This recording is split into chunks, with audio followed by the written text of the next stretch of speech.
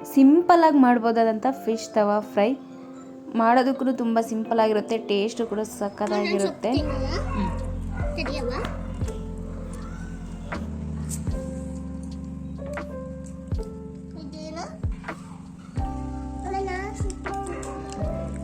ಹೇಗಿದೆ? ಚೆನ್ನಾಯ್ತಾ?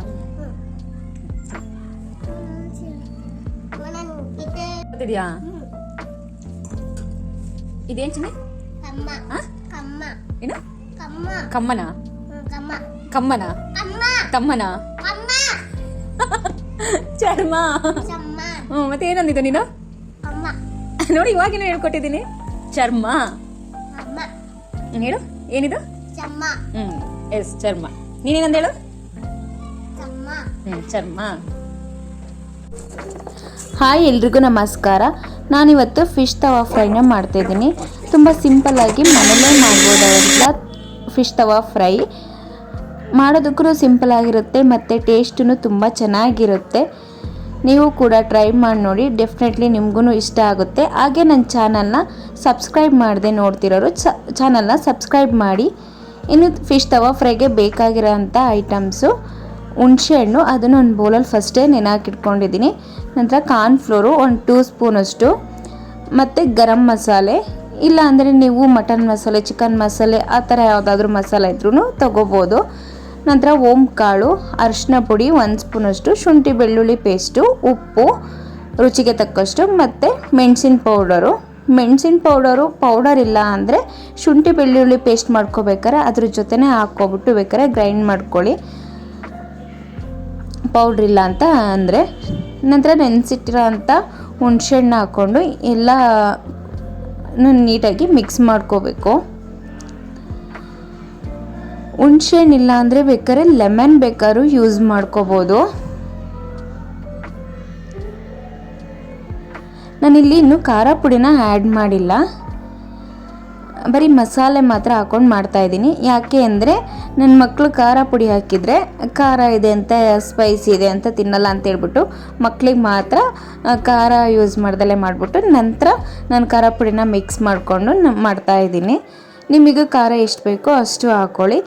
ಫಿಶ್ ತವಾ ಫ್ರೈ ಅಂದರೆ ಸ್ವಲ್ಪ ಖಾರ ಹೆಚ್ಚಾಗಿದ್ರೇ ಚೆನ್ನಾಗಿರುತ್ತೆ. ಅದು ಕೆಲವ್ರಿಗೆ ಖಾರ ಕಡಿಮೆ ಇದ್ರೇ ಇಷ್ಟ ಆಗುತ್ತೆ, ಕೆಲವ್ರಿಗೆ ಜಾಸ್ತಿ ಇದ್ದರೆ ಇಷ್ಟ ಆಗುತ್ತೆ. ನಿಮ್ಗೆ ಯಾವ ಥರ ಬೇಕು. ಫಿಶ್ ಅಂದಾಗ ಸ್ವಲ್ಪ ಉಪ್ಪು ಖಾರ ಹುಳಿ ಹೆಚ್ಚಾಗಿದ್ರೇ ಚೆನ್ನಾಗಿರುತ್ತೆ.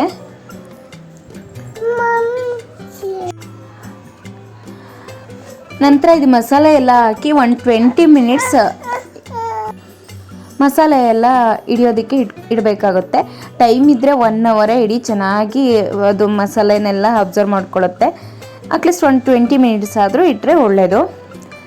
ನಂತರ ಹಿಂಗೆ ಒಂದು ಹಂಚಿಗೆ ಎಣ್ಣೆ ಬಿಸಿ ಮಾಡಿಕೊಂಡು ಎಣ್ಣೆ ಹಾಕೋಬೇಕು. ನಾನಿಲ್ಲಿ ಕಬ್ಬಿಣದ ಹಂಚು ತೊಗೊಂಡಿದ್ದೀನಿ, ಅದಕ್ಕೆ ಈರುಳ್ಳಿಯಿಂದ ಎಣ್ಣೆನ ಹಚ್ಕೋತಾ ಇದ್ದೀನಿ.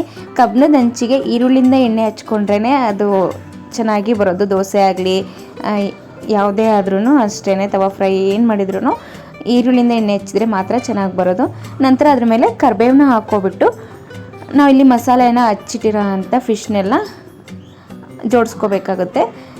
ನಿಮ್ಗೆ ಎಷ್ಟು ಬೇಕೋ ಅಷ್ಟು ಹಾಕ್ಕೊಳ್ಳಿ, 2 3 ಅಷ್ಟು ಹಾಕ್ಕೊಳ್ಳಿ. ತುಂಬ ಜಾಸ್ತಿ ಹೆವಿ ಹಾಕ್ಕೊಂಡ್ರೂ ಬೇಯಲ್ಲ. ಆಮೇಲೆ ಕರಿಬೇವ ಈ ರೀತಿ ಹಾಕೋದ್ರಿಂದ ಫಿಶ್ಶು ಹಂಚ ಮೇಲೆ ಅಂಟ್ಕೊಳ್ಳಲ್ಲ, ಮತ್ತು ಅದು ಕ್ರಿಸ್ಪಿಯಾಗಿ ಕರಿಬೇವು ಬೆಂದಿರೋದು ಒಂಥರ ಫ್ಲೇವರ್ ಬಿಟ್ಟಿರುತ್ತೆ. ಆಗ ತವಾ ಫ್ರೈಗೆ, ಒಂದು ಫಿಶ್ ಫ್ರೈಗೆ ಒಂಥರ ಟೇಸ್ಟ್ ಕೊಡುತ್ತೆ. ನೀವು ಬೇಡ ಅಂದರೆ ಬೇಕಾದ್ರೆ ಕರಿಬೇವನ್ನ ಎತ್ತಾಕ್ಬಿಟ್ಟಾದರೂ ತಿನ್ಬೋದು, ಇಲ್ಲಾಂದರೆ ಕರಿಬೇವು ಸೇರಿಸ್ಕೊಂಡಾದರೂ ತಿನ್ಬೋದು. ಅದು ಅವ್ರವ್ರ ಇಷ್ಟ, ಹೇಗಿಷ್ಟ ಆಗುತ್ತೋ ಹಾಗೆ ತಿನ್ಬೋದು. ನಾನಿಲ್ಲಿ ಕಬ್ಬಿಣದ ಹಂಚು ಇಟ್ಟಿರೋದ್ರಿಂದ ಜಾಸ್ತಿ ಆಯಿಲ್ ಅವಶ್ಯಕತೆ ಇಲ್ಲ.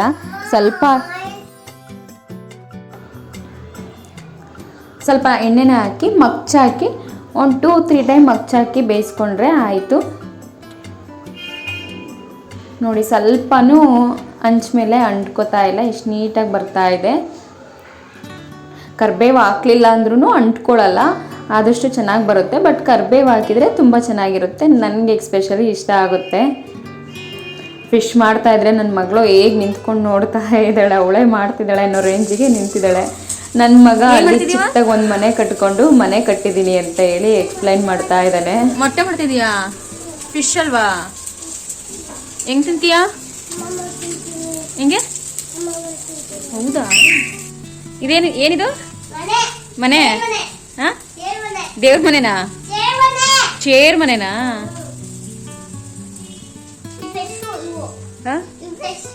ಏನು ಏನು ಪ್ರೆಸ್ ಮಾಡ್ತಿದ್ದೀರಾ?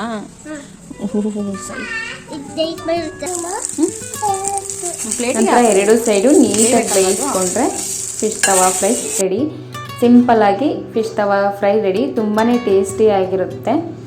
ಇದು ನನಗೆ ಇದಕ್ಕೆ ಖಾರ ಪುಡಿನ ಯೂಸ್ ಮಾಡಿಲ್ಲ, ಇದಕ್ಕೆ ಖಾರ ಹಾಕಿಲ್ಲ. ಖಾರ ಹಾಕ್ಕೊಂಡು ಮಾಡಿ ತುಂಬಾ ಚೆನ್ನಾಗಿರುತ್ತೆ.